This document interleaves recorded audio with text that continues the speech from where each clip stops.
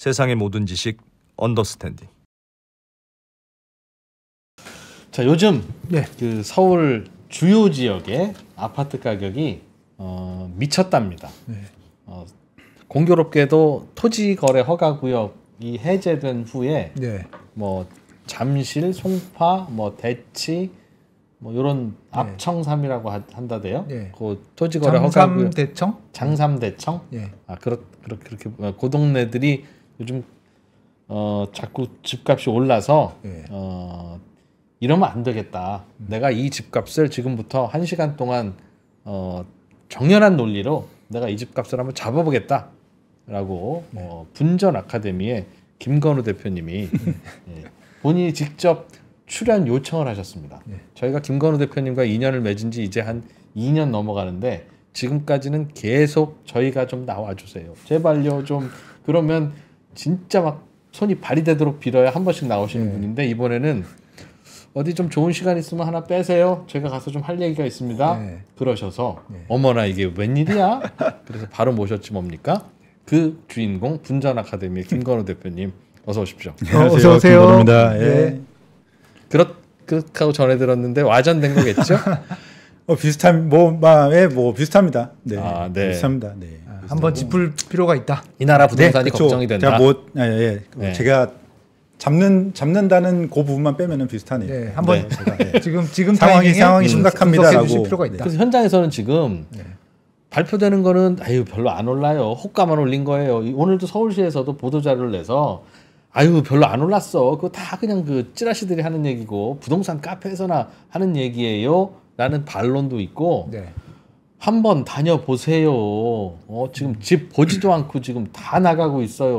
1억씩 오르는 건 일도 아니에요. 라는 현장의 목소리도 들리니까 도대체 뭐 어떻게 지나가는 거야? 궁금하기도 해요. 일단 상황 설명부터 좀 해주시죠. 그러니까 일단 지금 현재 상황은 말씀하신 대로 여러 가지 정보나 의견, 특히 서울시에서 말씀하신 대로 서울시에서 사실은 다소 황당한 입장을 좀 냈더라고요. 왜냐하면 본인들이 취사 선택한 실거래가만 가지고 집값이 안 올랐다라고 얘기를 하는데 사실은 굉장히 뜨겁습니다. 제가 이 정도면은 제가 사실은 언더스탠딩에 전에 상가 문제로 나왔고 그 전에 뭐 일기 신도시 문제 나왔고 해서 시장 관련된 얘기를 한 지는 한 거의 반년 정도 됐더라고요. 작년 8월 초에 나왔으니까.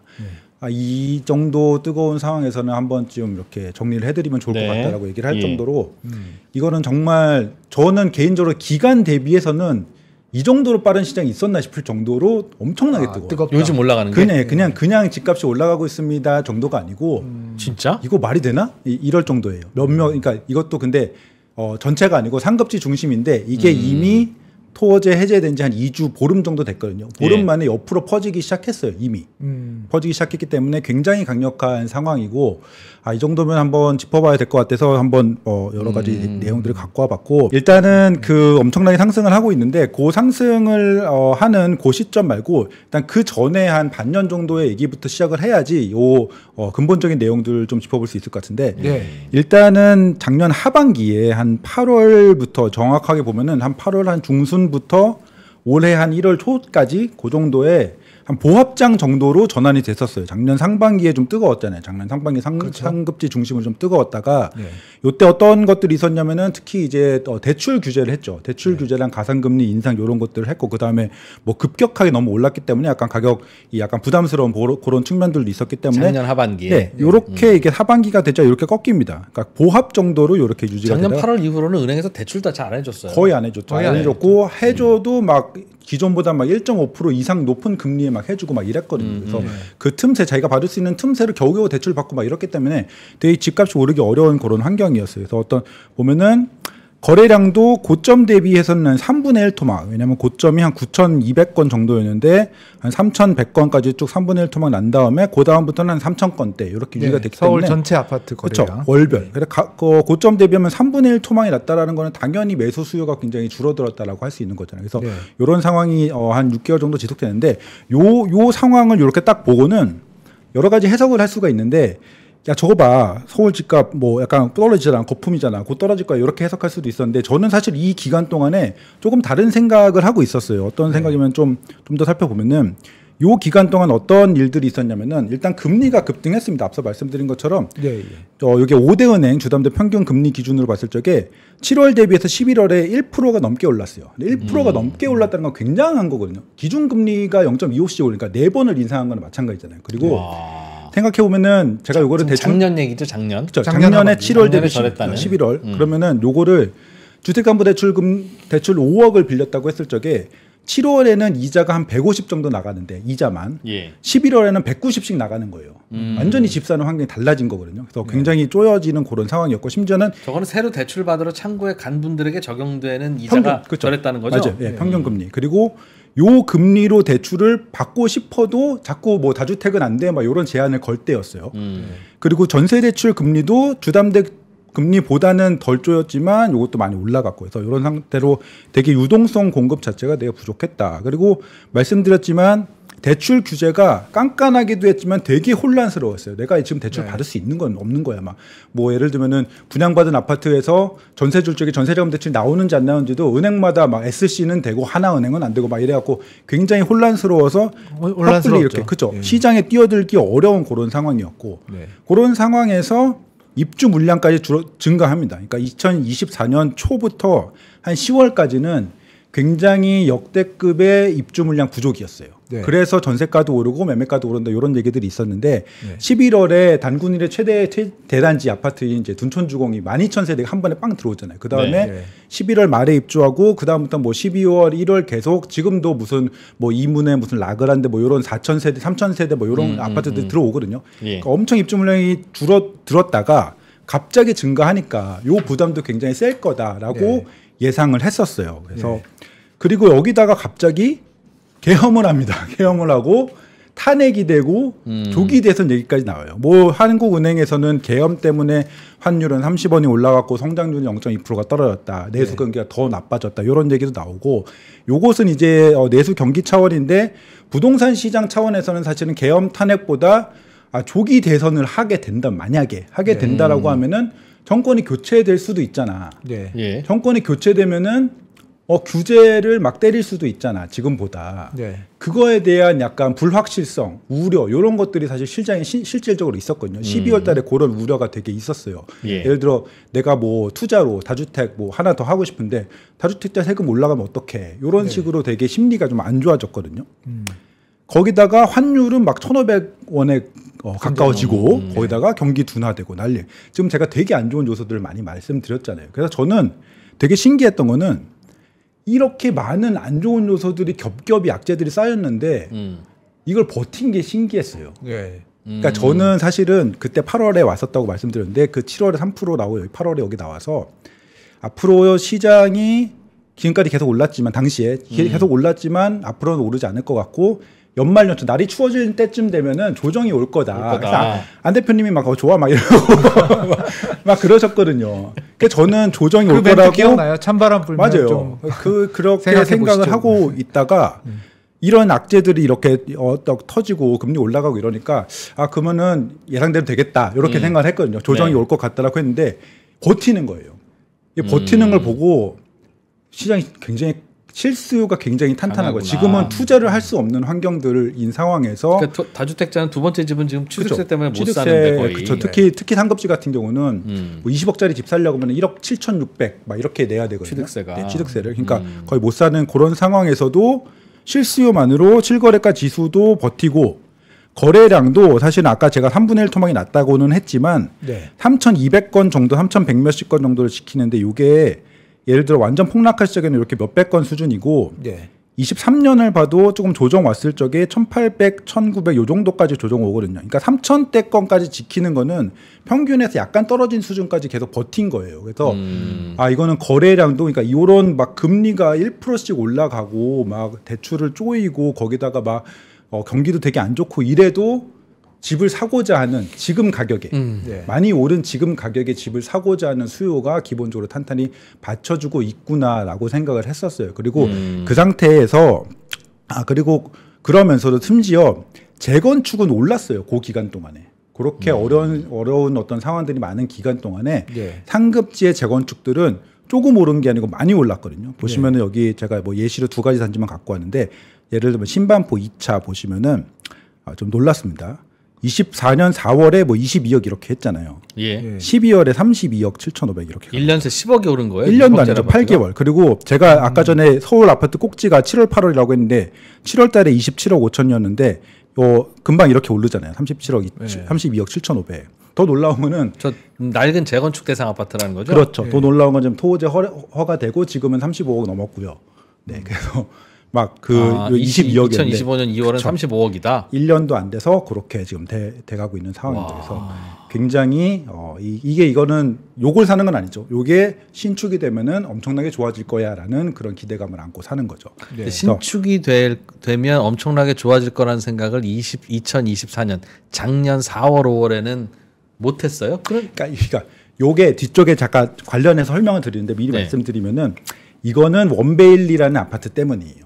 원베일리라는 우리나라 그 대규모 아파트 중에서는 전국 1등이라고 평가합니다. 물론 뭐 한남 더힐 이런 거는 트로피 아파트 한번 제외하고 그 중에서 1등이라고 평가받는 그런 아파트가 있는데 거기에 이제 한강뷰가 나오는 좋은 아파트의 시세가 갑자기 원래 어쨌든 뭐 40몇 억 막 이렇게 그 옆에 아크로 리버파크라는 데도 40몇 억뭐 이렇게 40몇 억이면 부평 한강뷰가 나오는데 그렇게 한다고 생각했는데 갑자기 작년 봄 여름 요쯤에 최대 이제 60억까지 찍은 거예요. 그것도 그 흐름이 50억 찍고 그다음에 55억 찍고 그다음 60억 딱 찍은 거예요. 1, 2억씩 안 올라요. 오르요. 60억을 찍고 나니까 신반포 2차 요걸 매수하는 사람들이 이렇게 생각해 보죠. 그러면은 내가 요때 60억 되겠구나. 30억에 사면은 30억에 뭐 추가 분담금 10억 내면은 40억에 사잖아.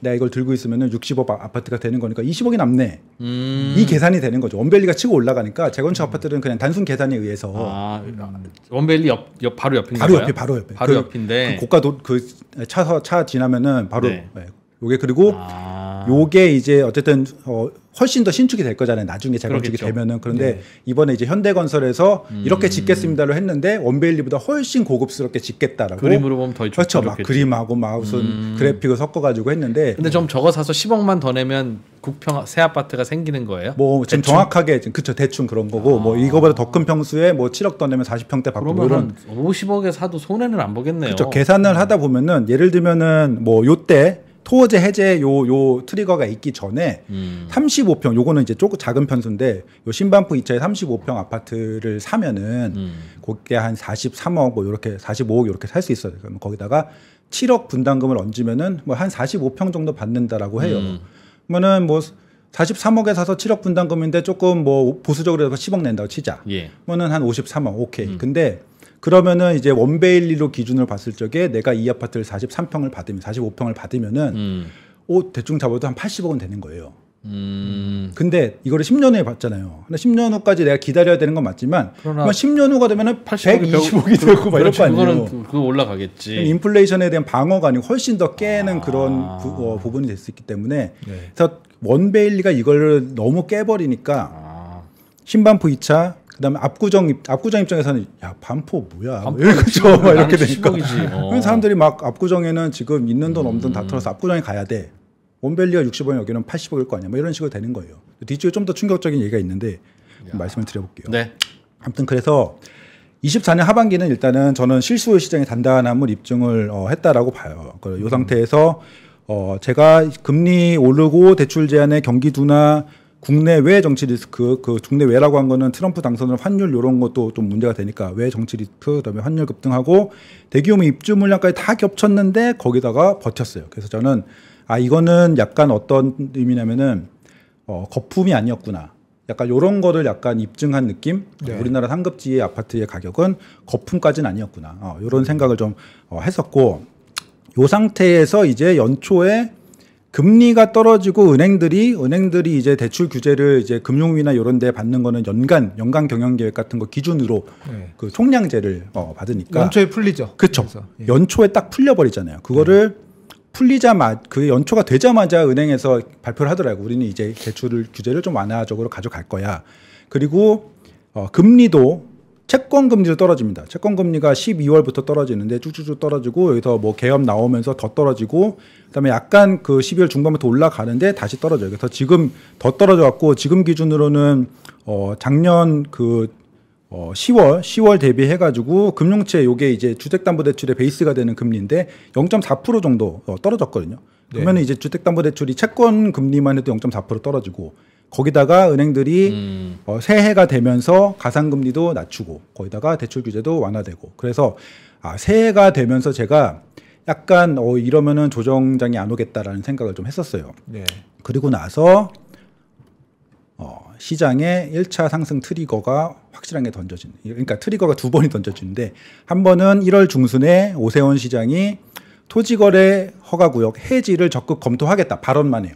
해지를 하진 않고 발언만 해요. 그래서 저는 요 발언한 거 보고 제가 이렇게 글 쓰는 곳이 있는데 거기다가 제가 조정을 예상한 거는 틀린 것 같습니다. 조정은 오지 않습니다라고 요거를 보고 안 올 것 같은 거예요. 워낙 시장이 탄탄한 데다가 거기다가 트리거를 던져줬고. 그 글 쓰는 곳이 어디입니까? 뭐 있습니다. 알려주세요. 뭐 블로그도 있고 좀 압시다. 네, 블로그도 있고 그런데 아무튼 거기다가 그 상황에서 근데 여기서 되게 특이했던 점은 뭐냐면은 1월 중순에 이렇게 발표를 한 다음에 많이 문의를 받았어요. 그러면은 그 전까지 되게 고민을 많이 하시던 분들이 이러면 집 사야 되는 거 아닌가요? 아하. 당연히 이렇게 조급해지기 시작한 거예요. 그 전까지는 약간 이렇게 시장이 약간 떨어질 것 같기도 하고 약간 애매하니까. 근데 해지한다고 하니까 그러면 특히 뭐 잠실 이런 데는 해야 되는 거 아니에요? 뭐 이렇게 하고 있었는데 그래서 저도 고민을 했는데 이때 어떤 생각을 했냐면은 저뿐만 아니고 많은 이 시장 참여자들이 6월 달에 해제를 하겠다. 왜냐면은 토지거래 허가라는 거는 1년씩 갱신을 해요. 네. 1년을 지정한 다음에 1년 후에 이게 연장을 하느냐 마느냐를 도계위라는 거를 열어서 결정을 해요. 무슨 교수님들이랑 막 모여가지고 결정을 해요. 그게 6월이었어요. 6월 초. 매년 6월 초에 도계위를 열어가지고 이번에는 연장합니다. 이렇게 잠삼 대청 같은 경우에는 6월 초였어요. 근데 갑자기 2월 12일에 갑자기 도계위를 아무도 몰랐어요. 열더니 갑자기 이걸 풀어버린 거예요. 사람들이 이제 1월 중순에 오세훈 시장이 검토하겠습니다라고 얘기하고 뭐 어떡하지라고 고민을 하고 있는 찰나에 그래도 6월쯤은 돼야 해제를 할 줄 알았는데 뭐 추정은 있죠. 6월이 되면 뭔가 본인의 정치적 이벤트가 끝날 수도 있으니까 미리 땡겨서 했겠죠. 그래서 이 2월 갑자기 해지를 딱 하니까 조급함이 몰렸던 것 같아요. 그 해제하자마자 정말로 일주일도 아니고요. 그날부터 부동산에 불이 나기 시작해요. 잠실부터 그러니까 이때 해지 적극 검토하겠습니다부터 사실은 상승은 시작되거든요. 그 1월 14일부터 신고가가 계속 나와요. 이 신고가 지금까지 기다렸다는 듯이. 그렇죠. 그러니까 검토하겠습니다부터 그 신고가가 나오는데 해제 딱 발표하는 순간, 진짜 해제가 발표하는 순간에는 정말로 딱 그날부터 완전 잠삼대청 그 부동산 완전 불이 나고 그 토지거래 허가에 묶여있던 그 집주인들은 약간 서름이 있었거든요. 약간 피해의식 같은 게 있었어요. 우리는 원래는 이 가격이어야 되는데 지금 괜히 토호제 때문에 이 가격이야라고. 그래. 옛날에는 반포랑 서로 어깨 동무했던데 반포가 60억 되는 동안 우리는 토지거래 허가구역이라는 이유 하나밖에 없는데 말이 되냐 이게? 라는 생각을 했겠죠. 그래서 그분들은 표현을 정상화라고 얘기를 하더라고요. 집값이 상승이 아니고. 그래서 호가를 그분들 표현에 따르면 호가를 정상화로 올려요. 거기다가 매수자들이 아까 조급해했던 그 매수자들이 갑자기 해제가 되니까 그걸 따라 붙는 거예요. 그래서 계속 거래가 발생을 하고. 그러면 이 사태의 원인은 뭐 다양합니다만 시장에서 돈은 있으면서 집은 안 사고 기다렸던 조급해하는 그것도 뭐 그냥 10억 미만 내 집 마련이 아니라 진짜 좋은 아파트 사야 되겠다라는 생각으로 돈 갖고 기다리고 있던 수요층이 꽤 두터웠다는 뜻이네요. 맞아요. 그래서 저는 토호제 해제라는 게 트리거를 만들었고 속도를 땡긴 거는 맞아요. 이게 실기라면 실기일 수도 있고 아무튼 그런 문제가 있고 지금 너무 과열됐기 때문에 그런 건 문제일 수도 있는데 근데 어쨌든 그 기반에는 말씀하신 그런 실수요란 거는 돈을 포함한 거예요. 그 돈을 들고 살까 말까 하고 있었던 그 사람들이 대기하고 있었던 거예요. 그분들은 서울에서 그럼 전세를 살고 있던 그러나 현금은 많은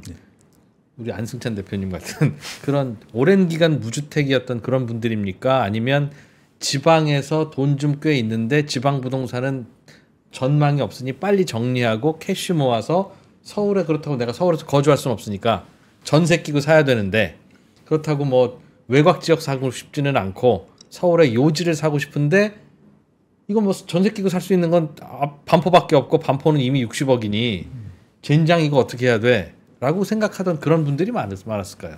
근데 그냥 기본적으로 그 시작은 무주택 분들이 했던 것 같고요. 무주택 분들이 그냥 살까 말까 했던 고민하다가 네, 지금까지 왜냐면은 고민을 했다라는 거는 지금 6개월, 5, 6개월 정도 이제 보합이었다고 해도 지금 예. 이미 높았다고 생각을 하니까 부담스러운 가격 때문에 고민을 하고 있던 무주택자분들이 시작을 했고 그럼 무주택자들이 첫 집을 30억짜리 잠실 아파트를 사는 그런 게 분들도 많 우리나라 있어요. 현실입니까 지금?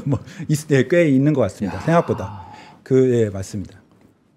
그러니 2%가 늘 얘기하잖아요. 우리나라는 돈이 없어서 집을 안 산 게 아니라 청약 가점 모아놓고 뭐 그거 하느라고 비싼 전세 돌아다니면서 무주택 기간 쌓고 있는 현금 부자인 무주택 중산층들이 굉장히 두터워서 집값이 올라가면 집값 내리라고 그분들이 거의 정권을 쥐고 흔든다. 그런데 어떻게 갑자기 집값을 내리냐? 그러니까 정부는 내리라고는 하지 이분들은 무섭지 내릴 방법은 없지 하니까 말도 안 되는 정책을 쏟아내면서 그냥 다주택자들한테 마녀사냥 한풀이 하는 걸로 감정적으로 솔루션 내주고 끝내고 빠지고 이런 짓이 계속 반복되고 있다고 2%가 한 얘기는 아니고 2%가 이제 다니다가 들은 이야기를 이렇게 정리를 해드리는 그런 적이 종종 있었죠. 네, 그래서 되게 돈이 많은 무주택자분들이 많아요. 전세에 들어가 있고 일부 금융자산이나 이런 아니면 현금으로 갖고 있고 거기다가 소득 기반으로 대출을 받으면은 이 정도 아파트를 살 수 있는 분들이 생각보다 많기 때문에 안 사고 기다리고 있다가 그러고 있다가 토지거래가 트리거 딱 터지니까 이제라도 사야겠다. 늦으면 더 올라갈 테니까 그런 식으로 하고 그 외에는 사실은 지방에서 올라오는 건 현재 지금의 상황 기준으로는 갈아타기 수요가 많죠. 아무래도 마용성이나 뭐 잠산대청 쪽까지는 못 갔던 그런 분들이 집을 팔고 오는 건데 지금 요게 터지고 나서 뭐 그 잠산대청만 오른 게 아니고 약간 마포 뭐 요런 급들도 사실은 거래가 많이 됐거든요. 그래서 요거 팔고 이렇게 오르면서 좀 더 약간 순환적으로 더 올라가는 그런 상황인데 이게 재밌는 거는 뒤쪽에도 더 설명을 좀 드리겠지만 토호제랑 그러니까 이게 토호제 효과야라고 하면은 심리를 건드린 것은 맞다라고 봐요. 이렇게 눌러있던 그런 심리들. 근데 토호제 해제 효과냐 직접적인 예를 들어 무슨 말이냐면은 토호제 해제 효과라고 하는 것은 갭 투자를 못했던 단지들의 갭 투자가 들어가면 상승을 할 거 아니야. 약간 이런 건데 그렇지 지금 실거주 매수들이 대부분이고요. 갭 투자로 이게 토호제 해제적이 오른 게 아니고 그리고 심지어는 토호제랑 아무 관계가 없는 아파트들이 계속 올라요. 예를 들면은 반포가 엄청 오릅니다. 사람들이 토호제가 해제가 되면은 그동안은 반포는 눌려있던 거 모르겠지. 토호제 수혜 구역이잖아. 네. 다른 경쟁자들이 대치, 삼성 이런 데가 소호제 했고 여기는 풍선 효과로 오른 거잖아. 그러면은 토호제가 해제가 되면은 야 반포 떨어지겠지. 풍선 효과로 얘가 이렇게 그렇지. 키 맞추기 되겠지. 근데 반포가 지금 더 많이 올라요. 왜요? 왜? 그러니까 이거는 그냥 그 전체 시장의 트리거를 그냥 불을 지핀 거지. 정말 토호제 그 규제 자체의 해제 효과가 아니고 그리고 더 웃긴 거는 잠실 아파트들이 이렇게 있잖아요. 그러면은 뭐 에스 리센츠 뭐 트리지움 뭐 이런 아파트들이 있단 말이에요. 거기도 많이 올라요. 엄청 많이 올라요. 엄청 많이 오르는데 그 가운데에 잠실주공 5단지라는 아파트가 있습니다. 거기가 롯데월드 바로 백천 건물의 건너편이죠. 대각선 맞은편에. 바로 그죠. 롯데타워 대각선이고 네. 거기가 더 올랐어요. 근데 거기는 토호제 해제가 안 됐어요. 재건축은 안 해줬거든요. 해제를. 네. 아 그런데도 더 그런데 올랐어. 더 올랐어요. 그러니까 이거는 규제 자체를 해제한 효과가 아니고 뭔가 이 시장의 심리적인 트리거를 그냥 준 거다. 근데 갑자기 호루라기 소리 하나 나니까 그냥 그쵸. 와 하고 사는. 그렇죠. 약간 뭐 예를 들면 순서로 보면은 뭐 순서는 있을 수도 있어요. 예를 들면은 뭐 리센츠 기축이 먼저 올랐다. 뭐 31억, 32억 막 이렇게 거래했다. 기존에 28억이었는데 막 올랐다라고 하면은 잠실주공 5단지를 보던 사람들이나 소유주들이 야, 저기가 32억이면은 여기는 얼마나 해야지. 이런 약간 세부적으로는 뭐 하루 이틀간의 순서가 있을 수는 있는데 얼마나 올랐어요? 대충 숫자만 한두 개 좀 설명 들어봅시다. 좀 네. 보여드릴게요. 이게 딱 2주 만에 오른 건데요. 근데 이게 심지어는 실거래가 등재가 안 된 그냥 그 실제 거래한 중개사무소에서 인증해준 약간 그 정도의 소시라고 보시면 되거든요. 이제 네. 예. 이거를 우리 저나 혹은 이런 투자를 많이 하시는 이런 분들은 약간 이런 소식들에 민감하기 때문에 어떻게 보면은 좀 더 빨리 움직일 수도 있고 이런 건데 어쨌든 말씀을 드리면은 잠실 리센츠라는 아파트는 허가제 해제 전에는 28.5억이 최고점이었어요. 네. 근데 이게 32억까지 거래됩니다. 32억 넘었다는 소식도 있어요. 근데 어쨌든 확인된 건 32억까지 거래가 됐으니까 2주 만에 28억짜리가 10% 넘게 오른 거죠. 엄청나죠. 2주, 예. 그리고 레미안 대치팰리스라는 역시 토지거래 허가가 해제된 여기도 원래 40억이었는데 3층이 42억에 거래되고 지금 호가는 고층 같은 호가는 뭐 44억 이렇게 넘어가거든요. 여기도 한 10% 이상 올랐고 원벨리 아까 제가 더 충격적인 거 말씀드린다고 했잖아요. 60억 다음 거래가 65억, 그 다음 거래가 68억, 그 다음 거래가 72억이에요. 최근 2달 사이에요? 저게? 2주 사이에요. 2주 사이에? 네. 그리고 여기 사이에 70억도 하나 에이 있습니다. 설마 60억짜리는 1층이고 72억짜리는 아니요. 20층이겠지. 72억짜리는 이제 최고층이긴 한데 아무튼 그렇다고 쳐도 비슷비슷한 둘 다 최상위권. 여기 그러니까 요 네 개는 다 비슷해요? 최상위급의 한강 뷰를 자랑하는. 와. 예. 그럼 사실- 72억짜리 사둔 저분은 한 달 전에만 움직였으면 62억에도 살 수 있었다는 뜻이네요. 그렇죠. 비슷한 그렇죠. 뷰를. 결과적으로 60억짜리 뷰가 저는 뭐 집은 안 가봤지만 60억짜리 뷰가 72억짜리 뷰에 밀리지 않는다라는 얘기가 있어요. 근데 어쨌든 요거는 좀 예전에 거래된 거고 요 65억부터 72억짜리는까지는 2주 걸렸습니다. 예. 야. 이렇게 됐고 20% 올랐으면 주식이면 보통 VI가 2번 걸리는 거예요. 거래하지 말고 한 이틀만 쉬어봐. 잠깐만. 잠실 주공 5단지 같은 경우도 뭐 34.5, 30.7억인가 아무튼 그 정도에서 39.7억까지 물론 이거는 너무 그 주거 환경이 안 좋기 때문에 뭐 특 올수리로 뭐 이럴 뭐 약간의 뭔가 있을 수도 있죠. 예. 뭐 2억짜리 예. 인테리어를 했다거나 그렇다고 치더라도 갑자기 5억이 올랐죠. 그러니까 요 아래 두 개는 토어제랑 관련이 없어요. 위에 두 개는 토어제 어차피 관련해서 비슷비슷하게 올랐습니다. 그래서 지금의 상황은 토어제 해제가 트리거가 돼서 전체 상급지 시장이 다 오르는 그런 상황이라고 보시면 되고. 근데 부동산 시황에 관한 뭐 웬만한 부동산 전문가보다 날카롭다는 이야기를 듣는 2%의 시각을 잠깐 말씀드리면 저렇게 오르는 건 뭐 토어제와 무관할 수도 있으나 토어제 동안에 내 집을 못 팔아서 앞청 맞아요. 뭐 앞삼대청. 거기에 소유주들도 나도 이거 팔고 한 단계 높은 또는 뭐 교통이 조금 나은 것 같은 반포 아파트 사고 싶었는데 안 팔려서 못 팔다고 있다가 이제 팔리니까 혹은 팔릴 것 같으니까 빨리 나 이거 팔고 저거 이사 갈 거니까 빨리 잡자. 그렇게 해서 매입한 수요라면 그게 토어제와 무관한 가격 상승과 매입으로 볼 수만은 없지 않느냐 하는 날카롭습니다. 네.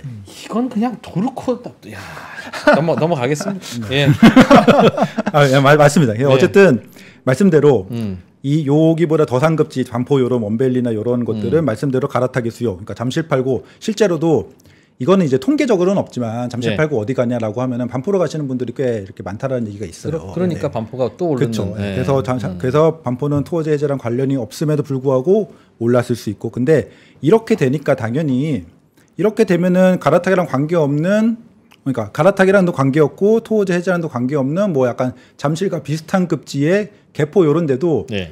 사실은 아파트 가격이란 게 좀 비교를 하잖아요. 저기랑 원래 나랑 1억 차이였는데 도망가면은 따라 붙고 약간 이렇게 되잖아요. 그렇지. 그러니까 지금 전체적으로 키 맞추기가 다 되면서 전반적으로 다 올라가고 있는 그런 상황이고, 거래량도 지금 보시면은 아까 3,000건대에서 왔다 갔다라고 했는데 지금 추정으로는 한 5,000건 정도까지 올라갈 것 같습니다. 5,000건이면은 작년에 딱 상승기 딱 터지는 곳쯤이거든요. 그래서 이때 딱 올라가고, 게다가 여기는 또 상급지 중심이라서 거래액으로 따지면 엄청나게 올라가는 것 같고, 지금 이 거래량이 막 터지잖아요. 약간 예, 이게 예. 우스갯소리로 미국 주식에서 밈 같은 걸 제가 편집을 한 건데, 올림파코 프로연 둔촌주공도 많이 올랐어요. 근데 13억에 분양할 적에는 아무도 줄을 안 서다가 25억에 판다니까 막 엄청나게 줄을 쓰는 약간 주식도 그렇고 네. 아파트도 그렇고 그렇죠. 그러니까 지금 약간 오히려 빠르게 오르니까 더 불안해서. 더 불안하기도 하고 사람들 심리가 못 잡으면 더 오를 거야 이런 심리까지 가져. 그래서 지금 막 줄 서서 막 사고 있는 그런 상황이라서 거래량까지 지금 폭발하고 있는 그런 상황입니다. 그래서 되게 굉장히 심각해요. 야. 지금 그러니까 이 상황을 잘 모르고 그냥 아직도 거래가 침체되고 이렇게 받아들이고 있는 사람도 있으면서 조금 해제한 다음에 좀 오른 다음에 요 정도까지 알고 있는 사람이 있는데 그거 어쨌든 아니다. 시장에 적극적으로 참여하고 있는 사람이나 적극적으로 보고 있는 사람이 아니면은 이 정도인 거를 모르시 아마 언더텐 지금 시청자분들도 내가 거짓말하고 있다고 생각하는 분들도 있을 것 같아요. 제가 약간 뽐뿌한 약간 야, 선동한다. 김건호 대표 그렇게 안 봤는데 그렇게 생각하시는 분 분명히 있을 텐데 결국은 저 그렇죠. 상승론자고 저거 진짜 예, 그렇게 생각하셔도 이 거래가 맞아라고 믿기지 않을 정도의 특히 72억은 진짜 충격이었거든요. 9평인데 30평대인데. 그래서 근데 이게 어떤 그런 방금도 오늘도 보여주신 거래가 서너 건인데 그냥 몇 건만 그런 건 아니에요? 다 저 가격대로 다 비슷하게 붙어요? 그 사례들을 갖고 온 게 그냥 4개 사례밖에 없는데 저거 다 갖고 온 거 아니냐 혹시? 근데 어쨌든 맞아요. 그러니까 그 일부 특히 원베일리나 최상급지 같은 그런 아파트들은 거래가 엄청 많진 않죠. 엄청 많진 않은데 그것들이 주는 파급 효과들이 있어요. 그 소식들이 어쨌든 이거를 계속 내가 지금 집을 살려고 하면은 아무래도 조금 더 민감하게 또 팔려고 해도 거래 소식을 볼 거 아니에요. 그걸 봤을 적에 사람들이 따라 붙으니까 그 약간 한 단계 낮은 밑에 거래들은 더 많이 발생하는데 그것도 같이 올라가서 발생하거든요. 올라서 거래를 네. 한다. 그래서 지금은 어쨌든 너무 오른 호가 때문에 2주 만에 단 2주 만에 또 그거보다 더 오른 호가 때문에 지금은 조금 망설이는 매수자들도 있긴 한데 지금 말씀드렸듯이 거래량도 5천 건으로 증가할 거라고 추정이 제가 지금 집계는 2월께 집계가 되진 않았는데 제가 추정을 해보면 한 5천 건 정도로 튀어오를 정도로 높은 가격으로도 따라서 거래가 지금 발생을 하고 있는 거예요. 그리고 지금 이 상황에서 지금 상급지라고 말씀을 드렸는데 더 약간 민감해질 수 있는 거는 요게 어쨌든 중급지까지 지금 내려오고 있어요. 중급지라고 하는 것은 뭐 예를 들면 한 15억 전후 정도 서울에서 약간 노도강까지는 안 가도 뭐 약간 중간급 뭐 영등포 그래. 중구 네, 뭐 네. 이런 데 있잖아요. 아주 외곽은 아닌. 그렇죠. 뭐 동작구 요런 그렇죠. 곳들 강남이나 요지도 아닌. 강남 마용성보다 한 단계 밑 요거까지도 지금 거래가 많이 발생하고 있고 경기도의 상급지들 지금 과천도 되게 많이 불타고요. 과천 경기도의 상급지까지도 불타기 때문에 이 정도로 단기적 임팩트가 강하면은 더 번질 거라고 저는 생각을 하고 있어요. 그러니까 저런이 당연히 뭐 잠실이 30억이니 마포가 20억인 거는 너무 싸지 또 싶어서 또 마포가 25억 되고 그러면 야 마포가 25억인데 뭐 저 망원동 뭐 이거는 20억 가까이 가야 되지 않냐 하면서 또 그거야 끝이 없을 거 아니겠어요. 그렇죠. 네. 그럼 마포 25억이면 야 잠실이면 한 35억 가도 되지 하면서 또 앞에서 끌고 뒤에서 밀고 그러면 이거는 코인 같은 거라서 이건 뭐 퍼가 있는 것도 아니고 그러니 계속 이런 어떻습니까? 보통 이러고 나면 어떻게 잠잠해져요? 잠잠해져야지 안드로메다로 가면 안 되잖아요. 그러니까 보통 이게 급등 상황에서 잠잠해지는 경우는 일단은 뭐 너무 많이 오르면 알아서 잠잠해지는 경우도 없지 않아 있고 근데 예전 같은 경우는 정부에서 규제를 때려서 잠잠해주는 경우도 있죠. 근데 그런 거는 약간 일시적 뭐 3, 4개월 요 정도를 일단은 시키는 경우는 있긴 합니다. 사실 작년에도 그 대출 규제를 때리면서 잠잠해진 거거든요. 그러니까 요런 식으로 약간 할 수도 있는데 사실은 지금 지금의 약간 권한 대행의 정부가 그런 큰 뭔가 규제를 할 수 있을까 뭐 이런 생각이 들긴 하는데 뒤쪽에 제가 조금 요게 마지막 얘기로 말씀을 드리긴 했는데 제 생각에는 이게 약간 잠잠은 모르겠는데 어쨌든 변수가 있는 것은 대선 전국에 들어간다면 대선 전국에 들어간다면 그러니까 제가 지금 요게 좀 불안한 부분이면서도 약간 좀 요때 그 트리거를 터트린 게 불만인 것은 제가 생각하기에는 조금 이렇게 잠잠하면서 약간의 우상향하는 흐름에서 대선 전국에 들어가면은 그냥 이건 제 판단이에요. 제가 여러 가지 그냥 상황을 보고 판단한 건데 그렇게 되면은 대선의 어떤 요런 경제 혹은 부동산적 측면에서의 화두는 부양이다라고 생각을 했어요. 네. 부양과 오히려 지방 미분양 해소, PF 문제 해소, 요런 그다음에 경기 부양 요런 거다라고 생각을 했거든요. 근데 갑자기 2월에 이렇게 떠버린 거예요. 그리고 나서 3월이 되고 4월이 되고 예를 들어서 뭐 5월에 대선을 한다라고 하면은 화두가 다시 집값 잡기가 될 수 있죠. 충분히 가능한 얘기거든요. 이렇게 되면은 그때 어떤 정책을 들고 나오느냐가 굉장히 핵심이 될 수 있고 이 보통 규제들이 복잡하고 꼬일수록 사실은 시장에 안 좋은 영향을 많이 주거든요. 안 좋다라고 하는 것은 떨어져서 안 좋은 게 아니고 일시적으로 묶어놨다가 나중에 오히려 더 급등할 수도 있는 그런 측면들이 있거든요. 그렇다고 예를 들면은 집값이 엄청 올랐어요. 2월, 3월에 올랐는데 예를 들어 뭐 5월에 대선을 해. 이러면은 그러면은 뭐 보수 진영의 후보는 규제를 안 할 것 같고 네. 진보 진영의 후보는 규제를 할 것 같고 뭐 이런 식으로 생각할 수도 있잖아요. 근데 그렇지 않아요. 예전에 문재인 대통령이 됐을 때 그 정권 동안에 임대차 3법 이런 거 했잖아요. 많은 비판을 받았습니다. 근데 그때 임대차 3법의 핵심은 계약갱신 청구권이란 것과 전월세 신고자, 전월세 상한제 이런 거였어요. 그런데 그때 문재인 후보가 그거를 공약으로 들고 나왔는데 그때 안철수 후보도 들고 나왔고 유승민 후보도 들고 나왔어요. 그러니까 다 들고 나왔습니다. 다 들고 나왔는데 당선된 사람이 실행을 한 거죠. 그러니까 공약으로는 그때 집값 상승이 화두가 된다라고 하면은 다들 규제를 들고 나와요. 보나만 합니다. 분명히 집값 잡기가 화두가 되지 않을까. 지금 이 상황이 그 2달 이렇게 3달 이어진다면 대선 후보들이 이렇게 선거 운동을 한다고 하면은 뭐 토론회에서도 뭐 집값 급등하고 있는데 어떡할 거예요. 그리고 저는 여기서 지금 상급지 중심으로 올라가고 있기 때문에 이제 양극화 해소 뭐 이런 쪽으로 아마 이렇게 고가 주택 중심으로 규제가 나오지 않을까. 이러면은 약간 그게 변수가 될 수도 있죠. 일시적으로. 아무튼 그렇습니다. 근데 이제 걱정은 보통 이제 민주당 후보가 집값 잡는 정책을 들고 나오고 해야 되는데 아시다시피 지금 민주당 후보로 유력한 분은 최소한 보라색이다. 네. 나 옷 벗으면 빨간색 나온다. 사실은 나 원래 이랬다. 좀 그러고 있으세요. 네. 예. 중도 그 이른바 시장 경제 성장 그것 가져가는 사람이 먹는다. 집토끼는 이미 다 정해져 있으니 좀 그런데 그 정책 나오기 최소한 공약에서는 쉽지 않을 것 같은데. 그래서 저는 일단은 모르겠는데 불확실성이라는 게 문제인데 그래서 앞서 제가 부양 이번 대선이 만약에 한다면은 뭐 한다고 하면은 또 욕을 먹을 수도 있으니까 만약에 한다면은 네. 부양이 키워드일 것이라고 예측한 게 12월에 제가 그 얘기를 많이 했었어요. 그랬더니 마침 또 우클릭을 들고 나왔어요. 그 후보가 뭐 아마 예상되는 후보가 예. 우클릭을 들고 나왔어요. 그러면 너무 예상대로 약간 되는 느낌이었는데 이 상태로 그렇게 밀고 갈 수도 있지만 집값이 지금 엄청나게 올랐잖아요. 이것을 아무도 몰라요. 정치인들 아무도 모를 거예요.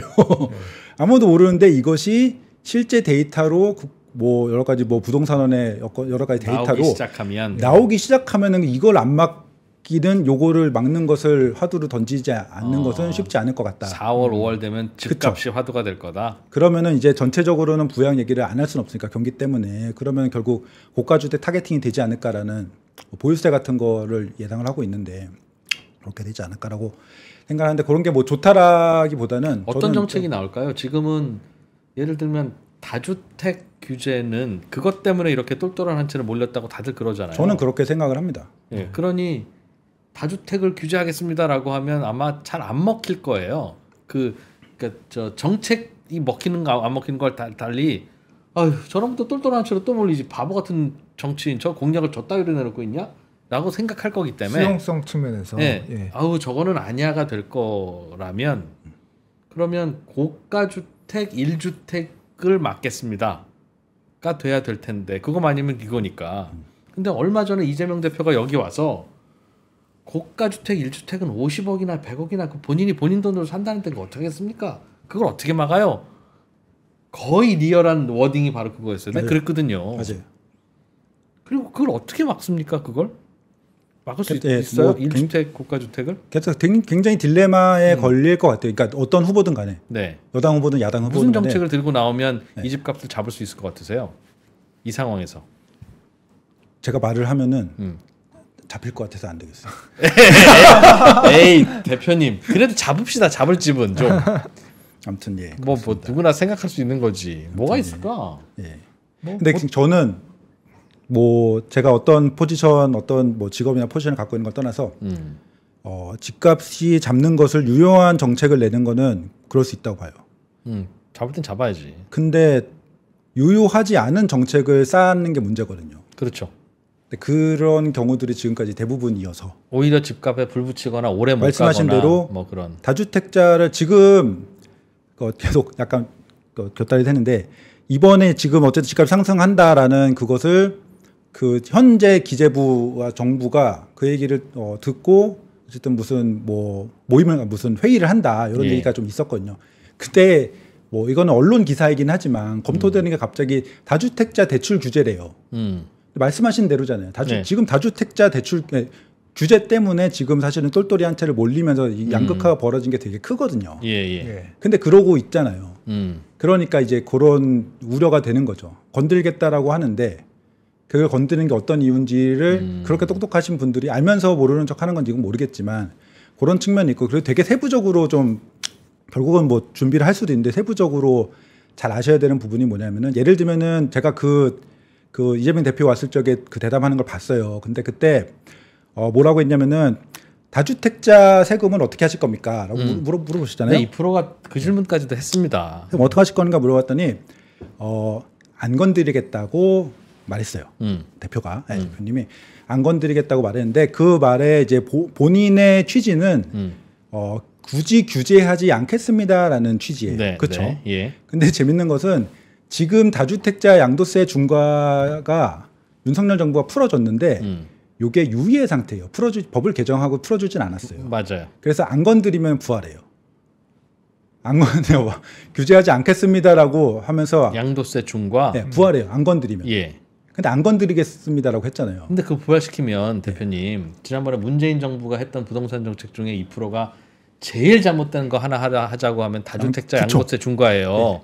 2주택은 70%, 3주택은 80%. 그러면 2주택자도 집을 안 내놓고 3주택자도 집을 안 내놓잖아요. 이 중과 상태가 앞으로도 30년, 40년 계속 될 거면 집을 안 팔 수는 없으니까 이거라도 팔 텐데 이렇게 많은 세금을 양도세로 걷는 나라는 대한민국에도 예전에도 없었고 전 세계적으로는 없으니 이 정부 때 잠깐 하고 이러고 말 거야. 오래 안 돼. 라고 하면 안 팔고 버티는데 무주택자, 1주택자, 다주택자로 구성되어 있는 사회에서 집을 팔 수 있는 사람은 다주택자밖에 없는데 다주택자가 양도세가 비싸서 집을 안 팔면 매물이 싹 사라지잖아요. 그러니까 저는 100% 동의를 해서 이게 우려되는 건데 그러니까 무슨 딜레마가 있냐면은 약간 그 정책적 얘기니까 좀 더 말씀을 드리면은 아까 말씀드린 게 안 건드리겠습니다라고 네. 하면서 속으로는 완화적이라는 스탠스로 그걸 얘기를 한 거예요. 그러나, 근데 내가 안 건드리고 완화를 유지할 수 있으면은 이거는 적극적 액션 아니잖아요. 예. 안 하면 돼요. 근데 지금 유예라고 했잖아요. 유예가 내년 이제 6월에 종료가 돼요. 예. 종료가 되면 부활하잖아요. 예. 그러면은 원래의 그 속마음 의도대로 부활은 다주택자를 쪼이지 않겠어라는 의도를 하려면은 법을 개정하는 적극적인 액션을 취해야 돼요. 정부가. 네, 예. 이건 부담이죠. 뭐 그렇겠죠. 정책적으로 집값도 많이 오르는데. 그 약간 표심도 있고 다주택자를 이 액션을 어떻게 할 것인가. 근데 저는 말씀대로 다주택자 중과세는 해야만은 이거는 양극화만 세게 오는 수밖에 없어요. 아니면 매물을 줄여서 집값을 더 그렇죠. 올리거나. 네. 그래서 이거는 풀어줘야 되는데 과연 법을 개정하면서까지 계속 유예를 할 수 없다. 시행령을 계속 유예를 할 수 없는 거고 법을 계속 개정하면서까지 할 거냐. 뭐 이런 생각이 있고. 근데 어쨌든 만약에 선거가 온다면은 정책적으로는 한 번 더 나와서 정리를 한번 드려보겠습니다. 네. 어쨌든 지금 상황에서 가격 상승의 원인은 어쨌든 저는 말씀하신 대로 기본적인 실수요가 강하고 기본 실수요가 강한 상태에서 트리거를 줬다. 그리고 토호제 눌림 내러티브가 있는데 다들 시장의 기준을 반포로 잡고 있는 거예요. 반포가 저만큼 올랐는데 우리도 저만큼 해줘서 올라야지. 토호제 때문에 눌린 거지. 그래서 반포가 오르고 잠시 따라 오르면 마포가 잠시 저만큼 올랐으니까 우리도 올라야지. 약간 이런 식으로 해서 따라가는 이런 형국으로 약간 누군가에겐 악순환, 누군가에겐 선순환인 상황을 이렇게 하고 있고 그다음에 지금 약간 트렌드처럼 사람들 생각이 많이 되고 있는 게 반포가 촉발하긴 했는데 무리해서라도 최상급지 내가 갖고 있는 돈으로 갈 수 있는 최상급지를 가야 돼. 애매하게 내가 돈이 없으니까 영등포에 그런 뭐 15억짜리 사지 말고 최대한 갈 수 있는 무리하자. 무리해서라도 한 채 아니면은 두 채 세 채 갖고 있으면은 이거 다 처분하고 어떻게든 한 채로 가야 돼. 이게 지금 트렌드예요. 다주택자들은 규제 받으니까. 규제 받고 있고 여기는 오르지도 않고 내가 나머지 이렇게 규제 받을 테니 결국은 똘똘한 한 채로 몰리다 보면 최상급지만 오르지 않겠냐. 지금이 그런 약간 사람들의 심리가 그렇게 예. 되고 있어서 계속 최상급지 오르니까 이거 상급지니까 따라 오르는 그런 추세라서 지금 가격 상승이 되고 있고 그다음에 말씀드린 대로 똘똘이 한 채 현상 그러니까 정책이 현상을 부추기고 있는 게 있고 또 하나는 요거는 근본적인 얘기인데 불편한 얘기일 수 있어요. 불편한 얘기일 수 있지만 돈 많은 사람들이 많습니다. 저도 놀랄 정도로 돈 많은 사람들이 많은데 집값의 적정성에 대해서 많은 분들이 얘기를 할 적에 뭐 집값의 하락을 뭐 평가하거나 뭐 예측하거나 혹은 뭐 평가를 하는 분들이 소득과 대출의 함수 얘기를 많이 해요. 소득과 대출 혹은 성장률. 근데 여기에 진짜 중요한 부분이 증여 요쪽입니다. 증여, 상속. 예. 그다음에 지금 가진 집을 팔아서 갈아타는 거. 그러니까 생각보다 그러니까 이게 불편할 수는 있는데 집 위에서 부모님들이나 혹은 지금 이제 그 결혼하면 요건 이제 저출생의 대책이었는데 결혼할 적에 이제 양가에서 1.5씩 뭐 지원해 주면은 증여세를 안 내고 이런 거잖아요. 근데 그래서 3억을 지원을 받아요.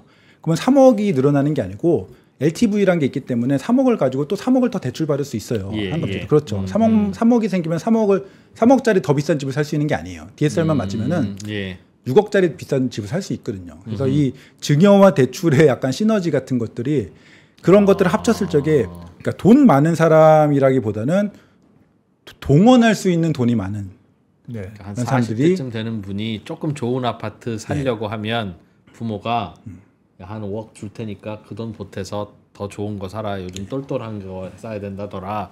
라고 하는 케이스가 많다. 예, 이거는 그 작년에 통계로도 나왔습니다. 통계로 나왔고 그러니까 뭐 집을 마련한 사람들이 연끌을 많이 했는지 뭐 증여를 얼마나 받았는지 이런 걸 했을 적에 상당히 증여의 비중이 뭐 증여 상속을 포함했겠죠. 굉장히 높았던 그런 통계가 이미 나왔고 앞으로 이 고령층의 사망이 굉장히 많아질 거예요. 네. 왜냐면은 58년생 개띠가 우리나라의 최다 인구라고 하잖아요. 그다음 그 전후가 다 많단 말이에요. 6.25 이후에 그분들이 이제는 차례라고 하면 좀 애매한데 아무튼 돌아가시는 이런 시기가 이제 오잖아요. 그러면은 그분들이 계속 돌아가신 다음에 상속을 하던 돌아가시기 전에 미리 나눠주던 간에 부가 내려올 거예요. 그러면서 근데 이걸 안 내려오게 막는다고 부를 무조건 분배만 강조한다라고 해서 막고만 있으면은 이거는 경제에 문제가 생기거든요. 위에 묶여 있는 돈들을 아래로 내려줘야지 경제가 흘러가요. 이거는 일본에서도 나온 사례거든요. 그러니까 일본에서는 뭔가 치매머니가 쌓여 있다. 그러니까 할아버지 할머니가 돈과 집을 움켜쥐고 계시다가 자산은 엄청 많은데 이 국민들이 자산은 엄청 많은데 이 돈 많은 할아버지 할머니들이 돈을 안 쓰고 눌러 깔고 앉아 있으니까 그건 그분들의 성향이거나 세대가 그러니까 그리고 일본도 마찬가지로 상속세도 높고 증여세도 높으니까 내려오질 않는 거예요. 내려와서 젊은 사람 아래 세대로 내려와서 이 사람들이 소비를 하게 해야지 경제가 좀 도는 건데 이런 분석 일본이 잃어버린 30년에 대한 분석이 많으니까 우리나라도 비슷한 건데 그래서 상속세 완화 얘기도 지금 나오고 있고 그래서 지금 아마도 이 부동산 시장 혹은 다른 금융시장으로 갈 수도 있죠.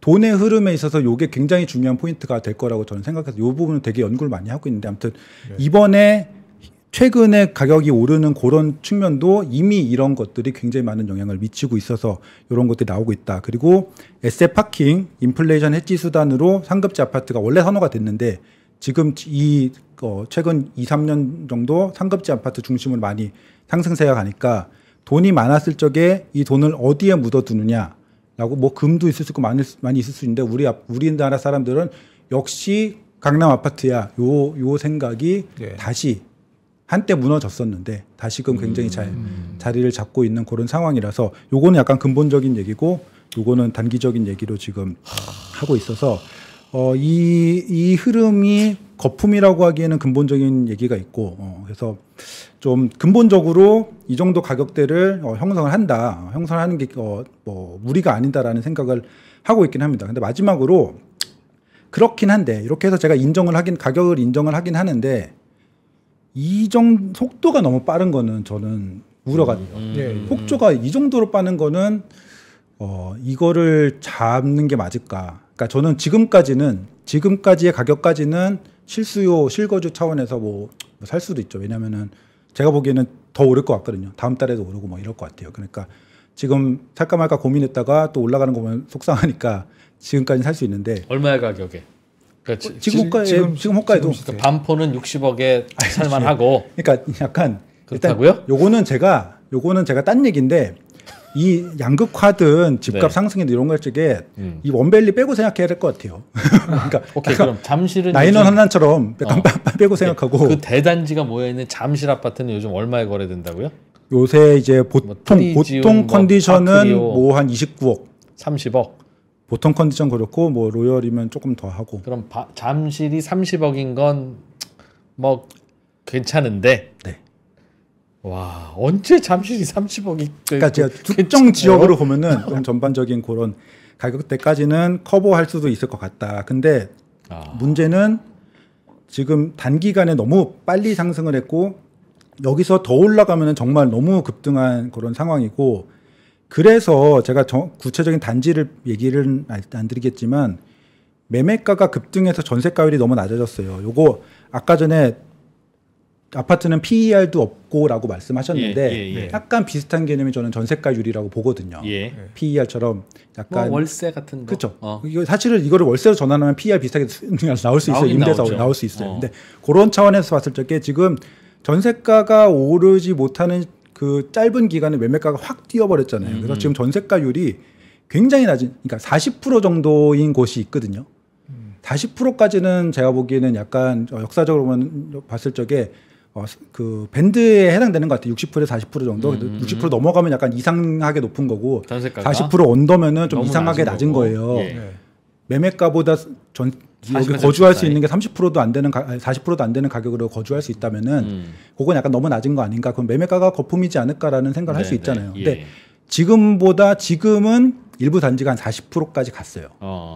여기서 매매가가 더 튀어오르면은 30 몇 프로가 되는 거예요.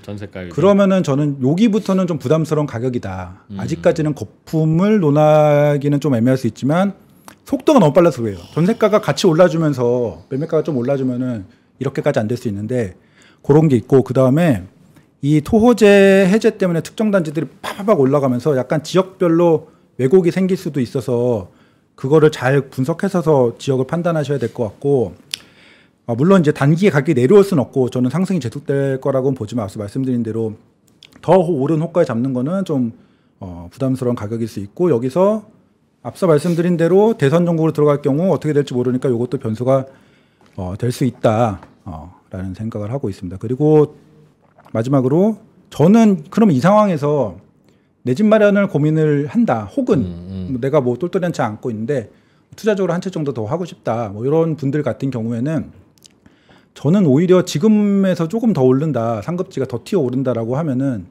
이쯤이면은 예를 들어 뭐 올 하반기 이쯤이면은 양극화가 이제 상승률 차원에서는 조금 줄어들 시기가 된 것 같다라는 생각을 해요.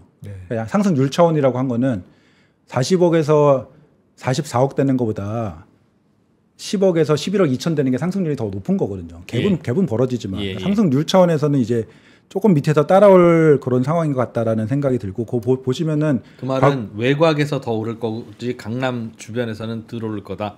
그렇게 될 가능성이 이제 그 정책의 그 방향성 이런 거 했을 적에, 그러니까 사실은 그 밑에서 더 오를 거다라고 말하기도 약간 민망할 정도로 회복 자체가 떨어진 게 회복 자체가 별로 안 된 것도, 그러니까 많죠? 이제 그나마 회복을 좀 시도할 거다. 이런 생각을 하는 거예요. 그러면은 이제 그 지금 상급지 아파트 오르는 게 부럽긴 하지만 어쨌든 나는 거기 못 사고 내가 살 수 있는 여력은, 내가 살 수 있는 집은 그보다 좀 아래인 서울 하급지나 경기도 중급지 요 정도인데 여기 집은 집값이 안 오르잖아. 이렇게 생각하지 마시고 결국은 내려온다고 생각을 여파가. 하니까 오히려 그런 쪽이 타깃인 분들이 지금 적극적으로 아까 제가 올림파크 프로그램 말씀드렸잖아요. 지금 요 시기일 수도 있다고요. 요 시기일 수도 있고 요 시기에 사면은 나중에 요 시기가 될 수도 있는 거니까 오히려 저는 지금 적극적으로 검토하실 분들은 지금까지 최근 2, 3년간 덜 오른 그런 곳들이지 않을까라고 생각을 하고 이게 장기 그래프 요거를 뭐 해석하면 좀 오래 걸리는데 간단하게 보면은 장기적으로 갭이 벌어지긴 했지만 중간중간 좁혀지는 구간들이 시기들이 있다라는 거예요. 굉장히 크게 확 좁혀지는 구간들도 있어요. 특히 정책적인 트리거가 뭐 예를 들면은 그렇게 해줄 것 같진 않지만 다주택자 취득이 용이하게 다주택자 취득세를 지금 중과거든요. 예. 완화한다. 예전처럼 돌리면 예전처럼 돌린다. 혹은 원래 윤석열 정부의 안은 예전처럼은 안 돌리고 그 중간 선을 이렇게 기재부에서 이렇게 하자라고 제안한 게 있어요. 예. 그 정도까지만이라도 돌리면은 저는 이 좀 쏠림 현상이 완화되면서 밑에가 될 거라고 밑에가 올라올 거라 생각하거든요. 그러니까 그런 약간 정책적 트리거가 조금이라도 좀 이렇게 나와 준다라고 하면은 저는 이렇게 좀 갭이 메워지는 그런 흐름이 올 수도 있으니까 오히려 지금 내 집 마련을 적극적으로 검토하실 분들은 외곽에 그쪽에 여력이 되시는 분들이 아닌가라는 생각을 합니다. 외곽도 결국은 따라 오를 것이다. 저는 심지어 지방도 부산도 뭐. 근데 이제 지방은 지방 내에서의 양극화가 벌어질 거예요. 이건 어쩔 수 없어요. 지방 내에서의 양극화는 해소되기가 어려울 정도로 왜냐면 그러니까 지방에서 양극화라는 거는 지방에서도 후미진 곳이라는 예, 거잖아요. 예. 거기는 이제 좀 어려울 수 있고 공기가 안 갈 텐데. 이제 지방에서 선호되는 신축, 지방에서 선호되는 위치 이런 곳들은 그 앞서 말씀드린 제가 뭔가 정책적인 트리거 조금이라도 있으면은 이렇게 회복될 수 있죠. 그러니까 그 말씀이 옳고 당연한 건데 뭐 중력이 아래로 작용하듯 언제까지 상급지만 오르겠어. 오히려 그게 더 고통스럽죠 사실은. 상급지만 오르면 아예 그냥 저건 저 동네 사람들이라고 생각해 뭐 하고 넘어가지만 이제 서울의 중하급비까지 오르면 그게 이제 서울에 내 집 마련한 거잖아요. 진짜 못 하잖아요. 그게 더 고통스러울 수는 있는데 이게 저도 그러니까 옳고 그름을 제가 굳이 얘기할 필요는 없지만 그냥 개인적으로 고민은 되는 거예요. 예를 들어서 상급지가 엄청 오르고 나머지가 별로 안 오르면은 더 많은 국민들이 더 싸게 집을 살 수 있어요. 맞아요. 지금 같은 때가 차라리 저기는 그냥 저기 노는 거야라고 하면은 나의 더 많은 국민들의 주거비가 안정화될 수 있거든요. 예. 양극화를 용인하면은. 네.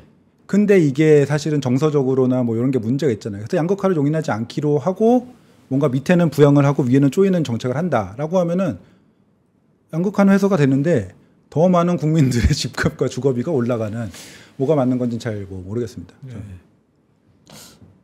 그러니까 이른바 이 서울의 상급지는 이른바 우리나라에 돈 많은 사람들 많다고 말씀하셨던 그 부분 때문이라고 치면 서울에 뭐 이런 뭐 표현이 그렇지만 하급지 뭐 그쪽도 돈 많아요. 그러니까 즉 돈 많은 사람들은 전 국민이 다 많지는 않을 거고 돈 많은 사람들이 있으면 우리는 대한민국 한 10% 정도라고 생각하면 그분들은 그래 뭐 마용성까지 산다고 쳐.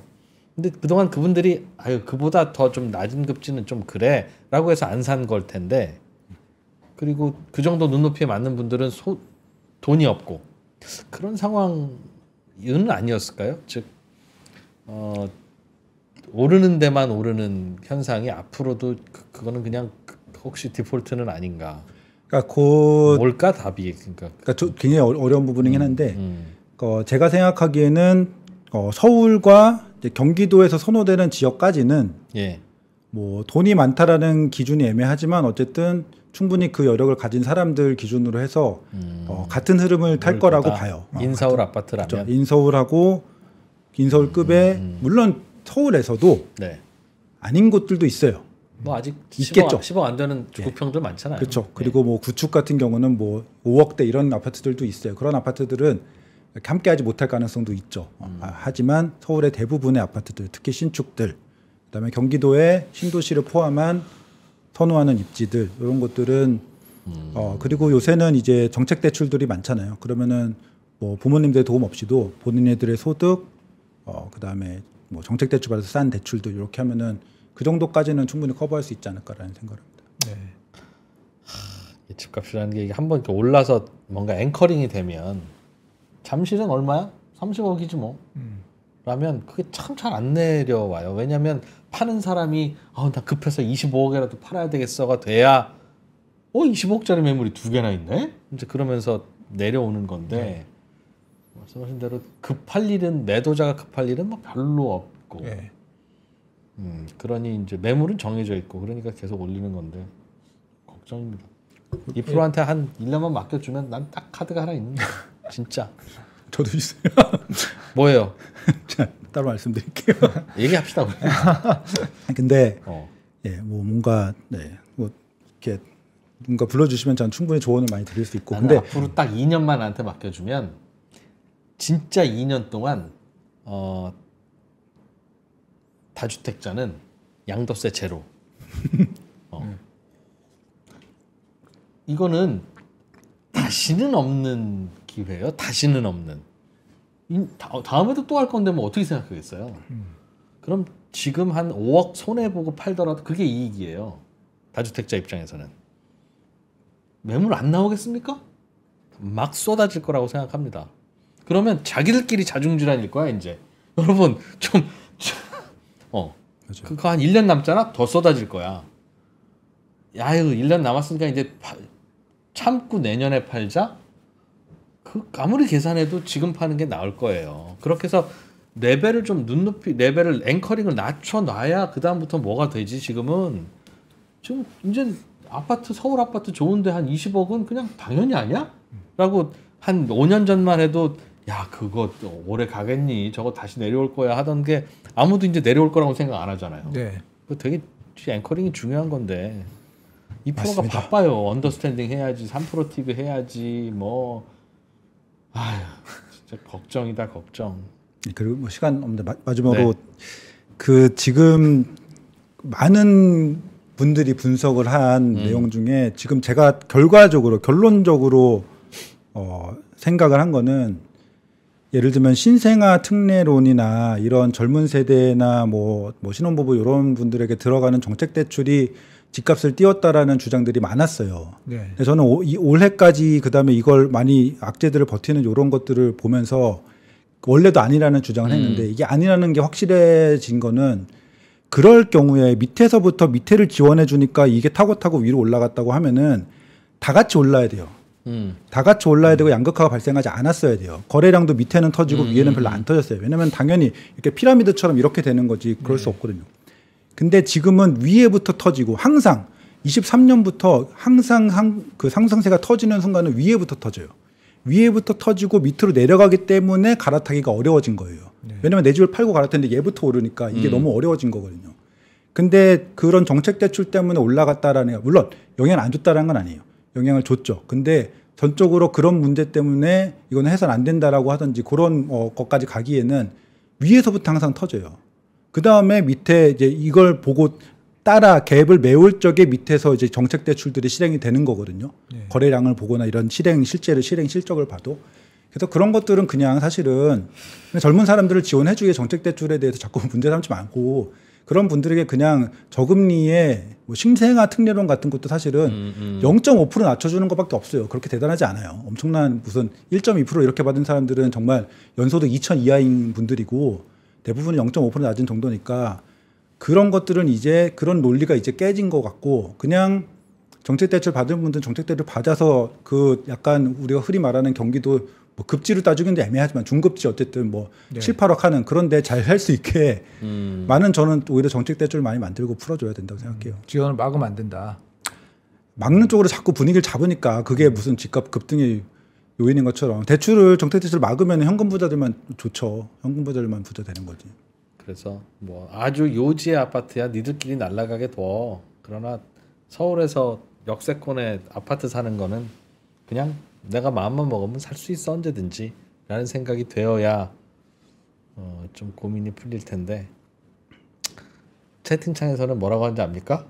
한강뷰 아파트가 오르지 한강을 메워버려. 이 프로가 옛날에 농담 삼아 했던 얘기인데 진짜 그거 말고는 답이 없는 것 같아요. 한강을 메워서 거기 아파트를 많이 짓는 수밖에 없나?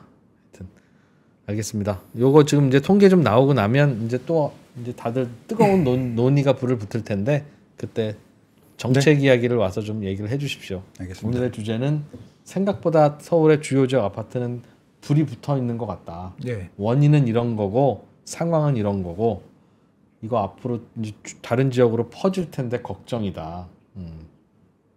그런 거였네요. 네.